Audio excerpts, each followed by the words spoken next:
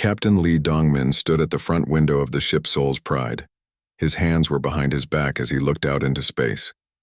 In front of him was the biggest thing he had ever seen in his life. The Galactic Council's homeworld looked like a giant ring floating in space. It was so big that Earth could fit inside it 10 times. Bright lights covered every part of it. Ships moved around it like tiny insects. "Sir, we will arrive in 1 hour," said Commander Kim Hyun-woo. He was a tall man with scars on his face from old battles. His voice was calm, but Dongmin could hear the worry in it. "Good," Dongmin said. He did not turn around. "Are the others ready?" "Yes, sir." Dr. Park Minji is checking her files about alien races. Ambassador Choi Na-young is going over her speech one more time. Dongmin nodded. These 3 people were the best Earth had to offer. They were here to make humanity part of the biggest club in the galaxy. But looking at the huge ring world, Dongmin felt very small.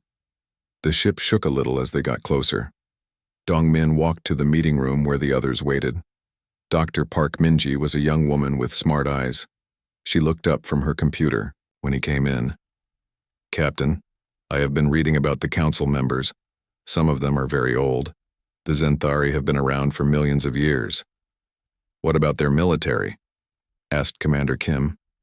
"That is the strange part," Dr. Park said. "They don't seem to have any armies, no weapons, no wars. They call it the Great Peace. It has lasted for 10,000 years. Ambassador Choi Na-young was an older woman with gray hair. She had been a diplomat for 30 years. "That sounds wonderful," she said. "Maybe we can learn from them." "Commander," Kim made a face. 10,000 years without any fights? That seems impossible." "Maybe they are just better than us," said Dr. Park. The ship's voice came over the speaker. "All passengers, please prepare for docking. We are entering Nexus Prime Space." Dongmin looked out the window again. The ring world was so close now that he could not see the edges. Buildings rose up like mountains. Some were made of crystal and shined with their own light. Others looked like they were grown instead of built. "Look at that," whispered Dr. Park.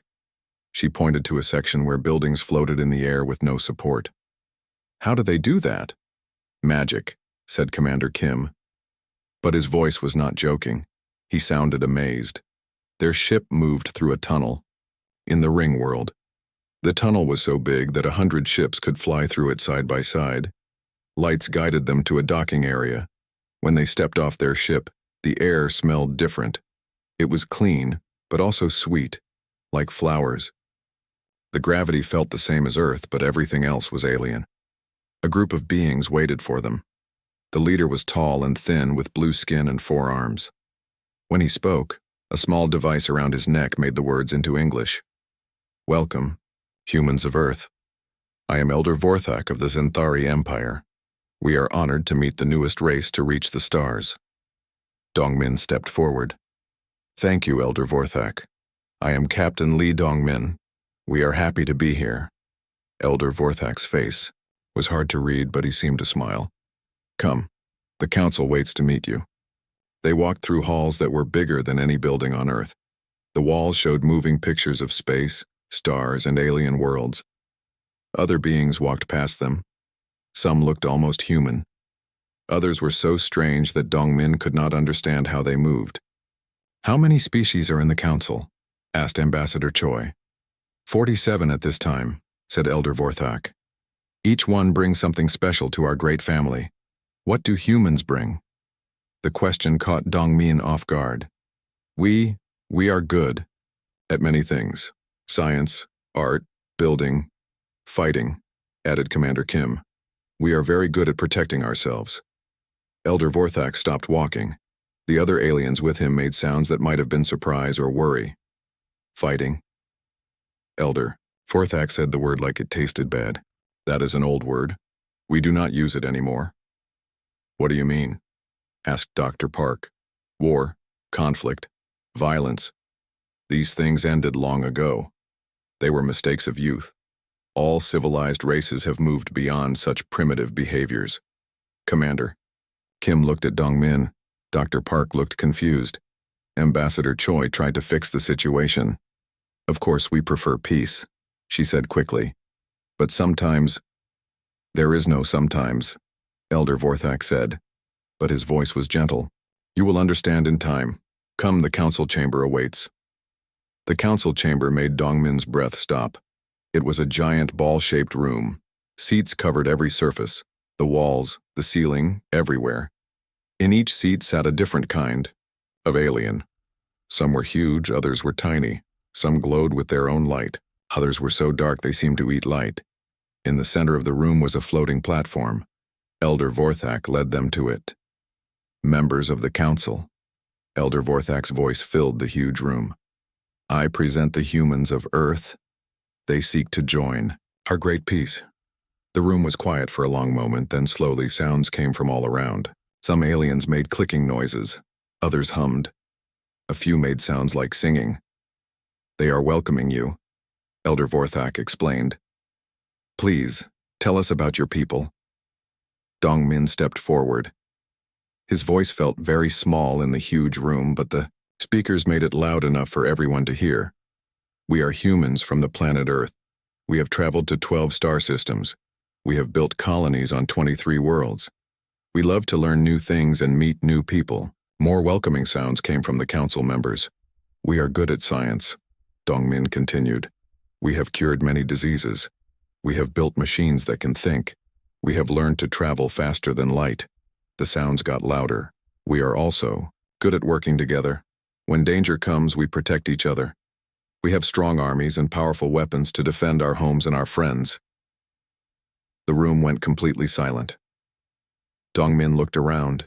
Every alien in the chamber was staring at him. Elder Vorthak's face had changed. He looked sad and worried at the same time. Captain Dongmin, Elder Vorthak said slowly. Did you say armies? Weapons? Yes, Dongmin said.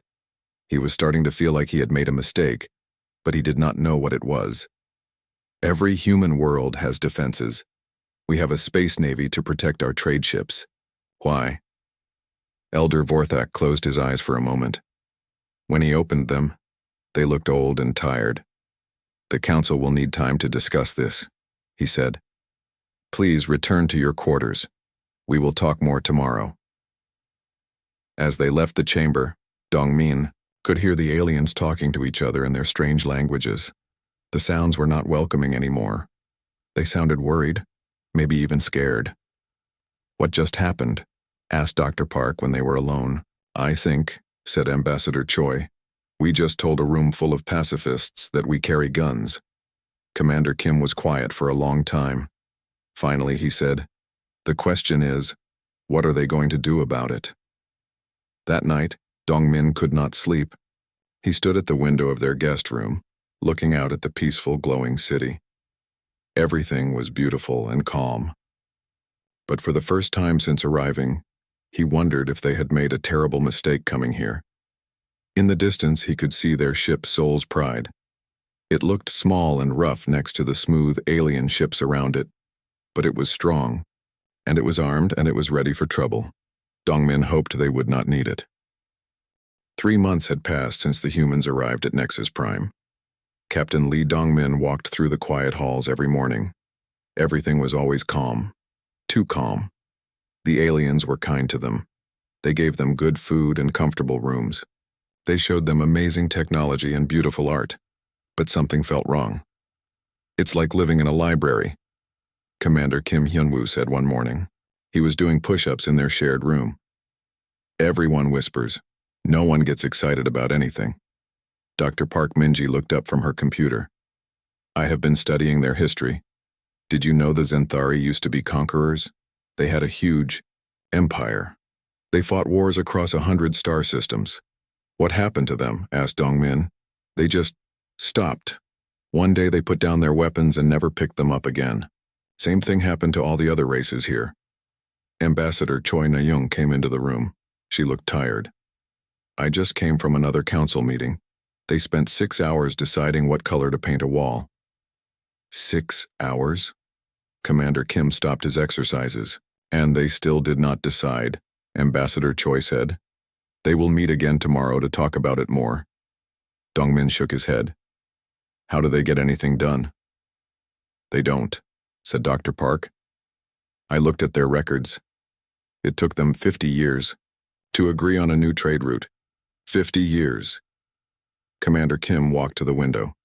Outside, alien children played in a park, but they played very quietly. No running, no shouting, no rough games. Where are their soldiers, he asked. Every world I see has no defenses, no armies, no weapons. How do they protect themselves? Maybe they don't need to, said Dr. Park. Maybe they are just better than us. Or maybe, said Commander Kim, someone is making sure they can't fight even if they wanted to. That afternoon, Commander Kim went exploring. He told the others he was just walking around the city, but he was really looking for something. He did not know what, but he knew it was there. The city was huge. It took him hours to walk from one end to another. He saw markets where aliens traded goods.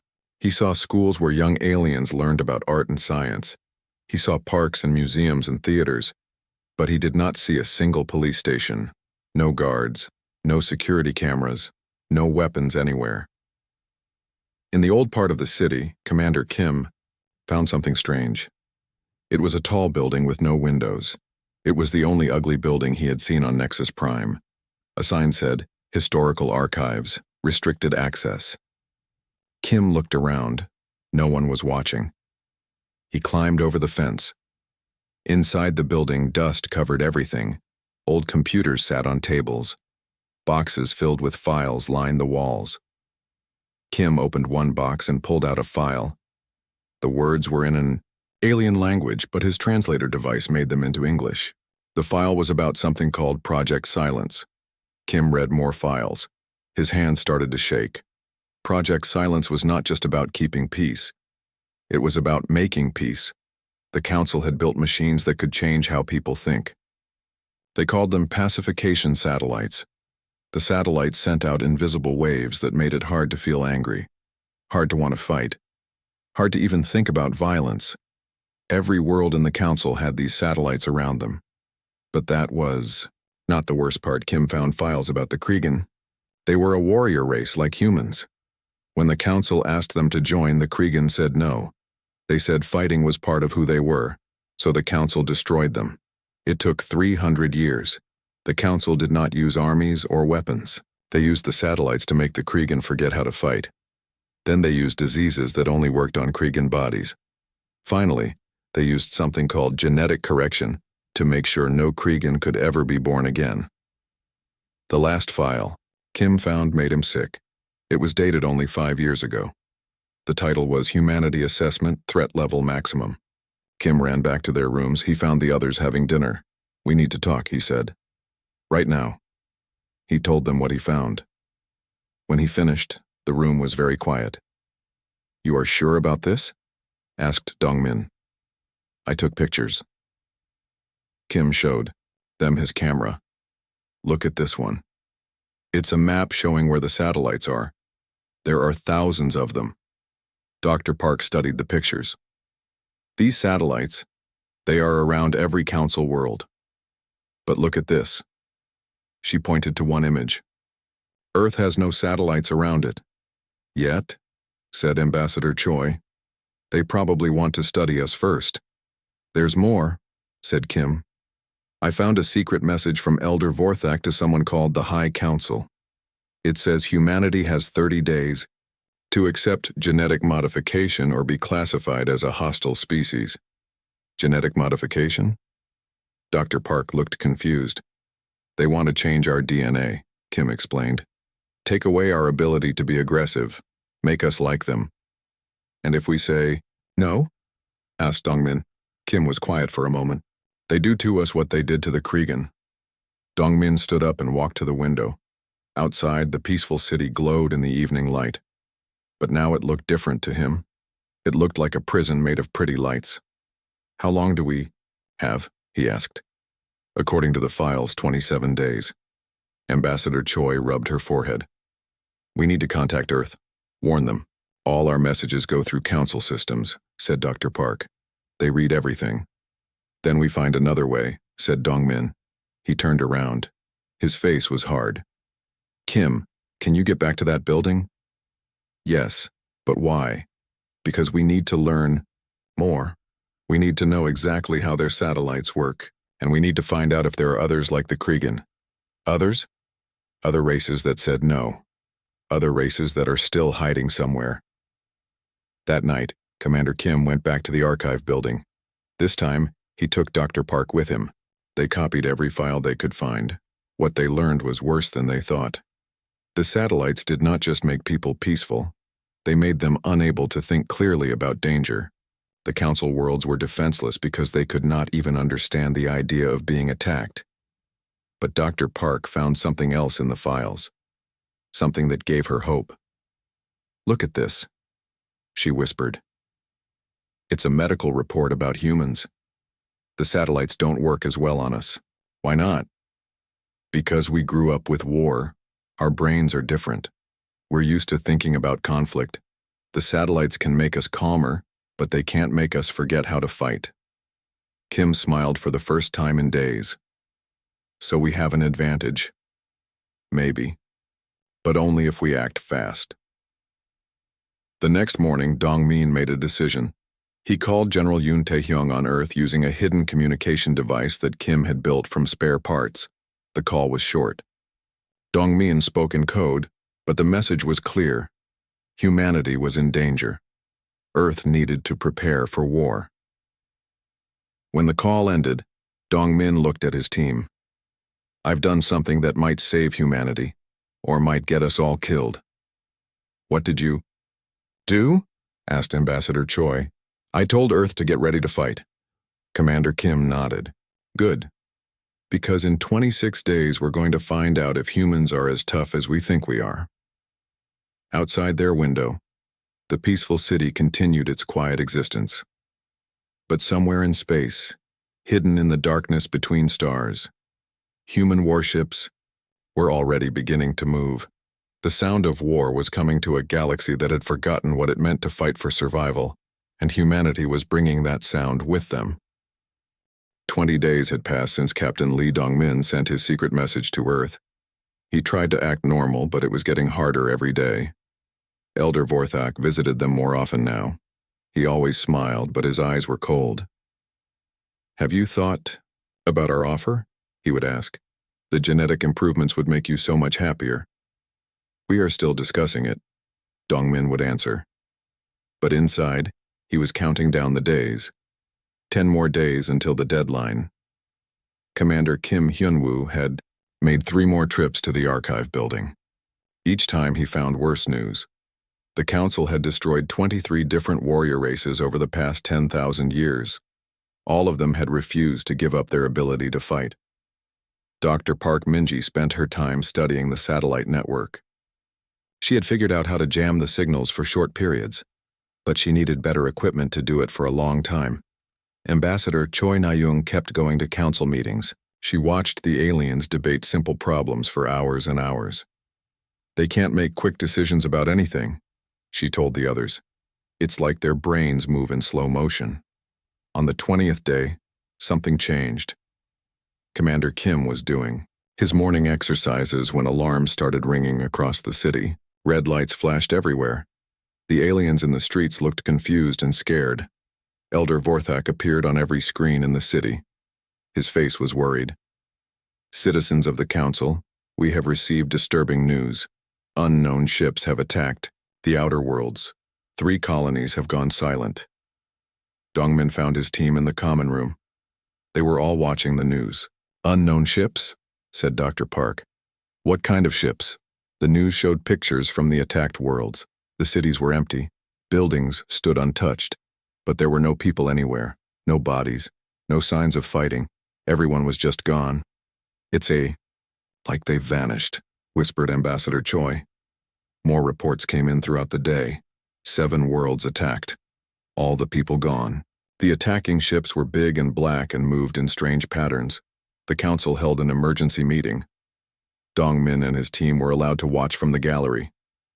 "We must send ships to investigate," said one council member. It was a tall alien with gray skin and tentacles for arms. "Send ships?" Elder Vorthak sounded shocked. "That would be an act of aggression." "But our people are missing," said another alien. This one looked like a giant insect. We must do something. We will send diplomatic messages, Elder Vorthak decided. We will ask these unknown beings to talk with us peacefully.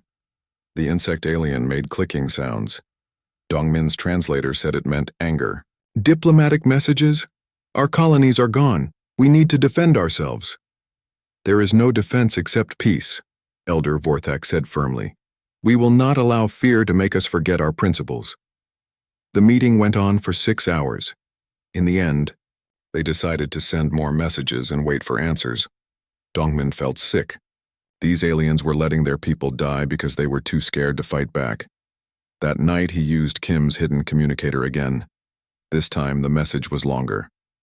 Earth Control, this is Dongmin. The Council is under attack by unknown forces.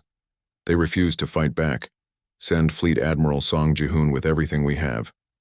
We may need to defend this galaxy ourselves. The answer came back 2 hours later.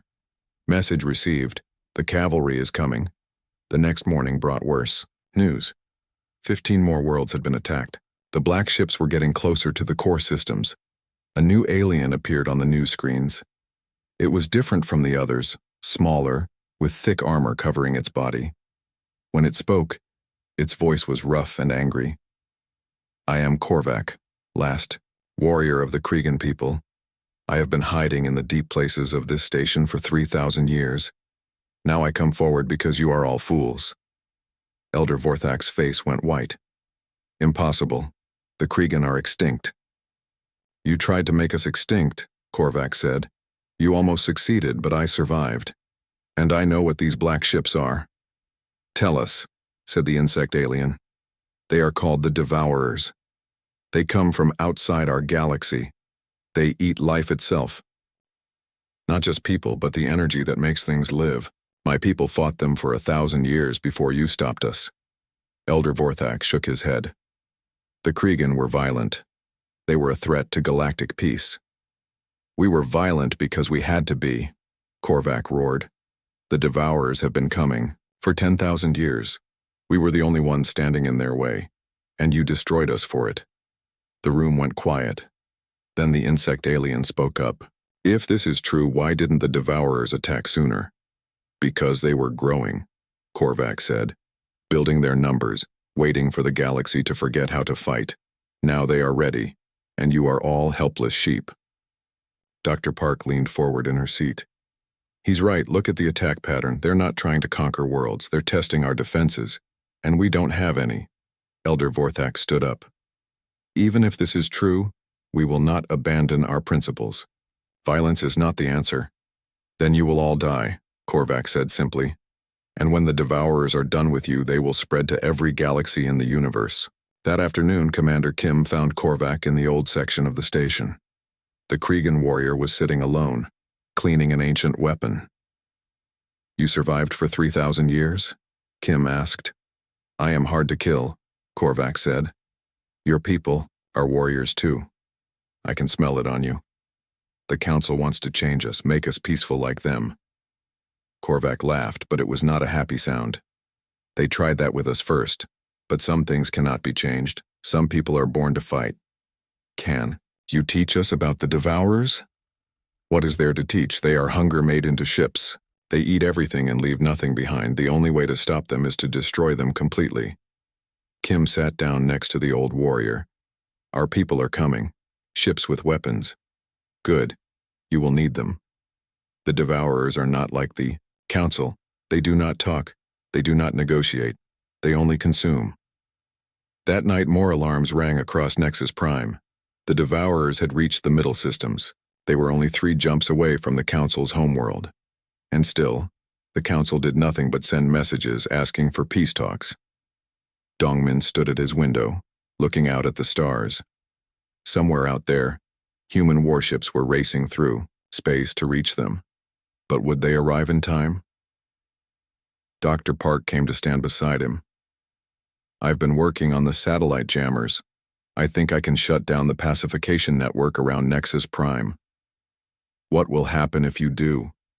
The aliens will remember how to be angry, how to be scared, how to fight. Will they be able to handle it? Dr. Park was quiet for a moment. I don't know.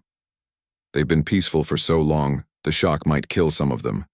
But if we don't try, the Devourers will kill all of them anyway. Dongmin nodded. Get ready. When our ships arrive, we'll need every advantage we can get. In the morning, the black ships appeared on the edge of the Nexus Prime system. They were huge. Each one was as big as a city. There were hundreds of them. Elder Vorthak called another emergency meeting. But this time his voice was shaking. The unknown vessels have entered our system. We will now send our final diplomatic message. Dongmin stood up in the gallery. Elder Vorthak, with respect, your diplomatic messages won't work. Silence, human. You do not understand our ways. I understand that your people are about to die, Dongmin said loudly. And I understand that help is coming. Help? At that moment, new ships appeared on the viewing screens. Ships that were smaller than the black ones, but there were more of them. Ships with human designs and human crews. Fleet Admiral Song Ji-hoon's voice boomed through the station's speakers. This is the Earth Defense Force. We are here to fight. The council chamber erupted in confused voices. Elder Vorthak looked terrified. You called them, he said to Dongmin. You brought war to our peaceful galaxy. No, Dongmin said. War was already coming. We just brought the tools to fight it. On the screens, the human ships moved into battle formation. The Devourer ships began to glow with dark energy. Dr. Park, Dongmin said into his communicator. Shut down the satellites. It's time for this galaxy to remember what it feels like to be alive. Dr. Park Minji's fingers flew over her computer. Satellites going offline in 3, 2, 1. Across Nexus Prime, the invisible waves that had kept everyone calm for thousands of years suddenly stopped. The change was instant. In the council chamber, aliens who had been sitting quietly suddenly jumped to their feet. The insect alien let out a loud screech. The gray-skinned alien with tentacles started waving all his arms. Even Elder Vorthak stumbled backward, his eyes wide with an emotion he had not felt in centuries. Fear. What? What is happening to us? He gasped. You're remembering how to feel, Captain Lee Dongmin said. You're remembering what it means to be alive. On the viewing screens, the battle had begun. The human ships were much smaller than the Devourer vessels, but they moved fast and hit hard. Bright flashes of weapons fire lit up the darkness of space. Fleet Admiral Song Ji-hoon's voice came over the speakers again. All council ships, this is Admiral Song. We could use some help out here. The insect alien, who had told them his name was Zektar, stood up on shaky legs. Our ships? We have ships in the docks, but no weapons, no shields. Then retrofit them, Commander Kim Hyun-woo said. He had entered the chamber with Korvac, the old Kregan warrior. Use mining lasers, cargo haulers, anything that can fight, we. Don't know how, said another alien, we forgot. Then we'll teach you, Kim said. He looked at Korvac. Both of us will. Elder Vorthak was holding his head in his hands. This is wrong. Violence is not our way. Your way was leading to extinction, Dongmin said firmly. Look at the screens. Look at what's happening to your people. On the monitors, they could see the Devourer ships reaching out with long, dark tentacles. When the tentacles touched human ships, the metal started to rust and break apart. But the humans kept fighting. They kept shooting. They kept moving. They're eating our ships, whispered Dr. Park. The Devourers are literally consuming the metal and energy. How do we fight something like that? Asked Zektar. Korvac spoke for the first time since entering the chamber. Fire. Lots of fire. Heat destroys their feeding tentacles. That's how my people fought them. Our ships have plasma cannons, said Admiral Song's voice from the speakers. But there are too many of them. We need more firepower. Dr. Park was working on her computer again. I'm reading massive energy signatures from the Devourer mothership. It's in the asteroid belt hiding behind the big rocks. That's their queen, Korvac said. Kill the queen, and the smaller ships lose their coordination. How big is it? Asked. Dongmin. Dr. Park looked at her readings and went pale. It's It's the size of a moon. Captain, how do you kill something that big? Before anyone could answer, new voices came over the communication system. Alien voices speaking in languages the humans had never heard before. What's happening? Dongmin asked. Zektar was listening carefully. His compound eyes were bright with something that looked like excitement. It's the outer colonies, the ones that weren't attacked yet. They're sending their ships to help. But they don't have weapons either, said Elder Vorthak. No, said Zektar, but they have tools, mining ships with rock crushers, cargo haulers with magnetic grapples, construction ships with fusion cutters. On the screens, hundreds of alien ships began appearing from all directions. They were not warships, but they were coming to fight anyway. A new voice came over the speakers. It was speaking in broken English. Human Admiral Song, this is Captain I, Nexthor of the Vortani mining fleet. We have plasma drills and explosive charges. Where do you want us? Admiral Song's voice was full of surprise and respect. Welcome to the fight, Captain. Form up with our destroyers and target the smaller Devourer ships. More voices joined in. Construction crews offered their fusion torches. Science ships volunteered their experimental energy weapons. Even passenger ships came forward, willing to ram the enemy if necessary. Elder Vorthak stared at the screens in shock. They're all coming.